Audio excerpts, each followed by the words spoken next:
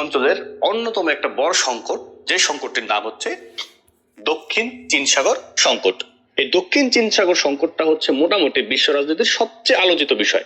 কারণ দক্ষিণ চীন সাগরে অবস্থান করতেছে কোন দেশ সেটা আমরা সবাই জানি, চীন। এবং চীনের ঠিক এই সাইডটাতে রয়েছে ইউএসএ।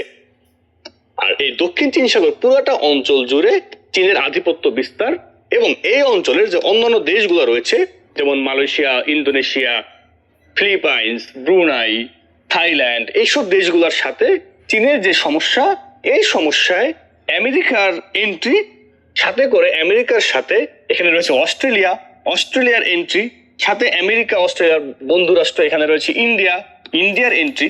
তো সব মিলিয়ে যে দক্ষিণ চীন সাগরটাই হয়ে গেছে রাজনীতির মূল।